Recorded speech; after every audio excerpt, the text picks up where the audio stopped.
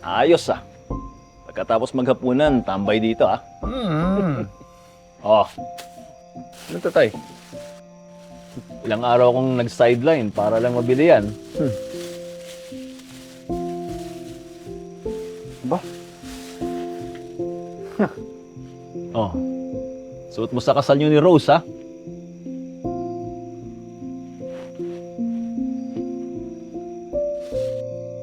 Oh, bakit naging biglang ganyan yung mukha mo?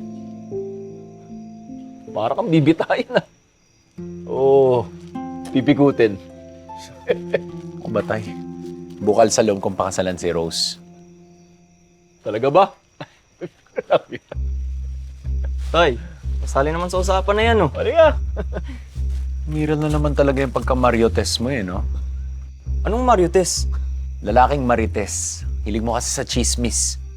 Di ako mahilig sa chismis, ah. Doon tayo sa totoo. So ano, kuya? Tuloy ba yung kasal niyo ni Ate Rose? Ano yan? Saan naman galing yan, Poy? Minsan kasi napapaisip ako kung di ka lang makaatas sa pangako mo kay Ate Rose. Kaya mo siya papakasalan. Si Ate Amira, di ba? Nadamay pa si Amira ngayon. First love mo si Ate Amira, di ba? Ang sabi nga nila, first love never dies. Kaya kuya, mahal mo pa si Ate Amira, no? Oh, Poy, tumigil ka na. Di wag. Simula nang bumalik si Amira, pinipilit ko itanggi sa sarili ko na mahal ko pa rin siya.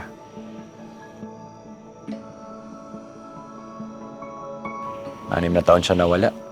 Pero, totoo niyan, hindi siya nawala sa puso ko. Pero, kung ano nararamdaman ko, siguro dapat kalimutan ko na lang yun eh. 'Di ba? Kasi nangako ako kay Rose, siya na dapat yung present ko, siya na dapat yung future ko. Pangako. Nak, eto ha. Alam mo na napamahal na sa pamilya natin si Rose. Pero sa akin lang, hindi sapat na dahilan yun eh. Para magpakasal ka. Dapat kung magpapakasal ka, dun sa taong pinakamamahal mo.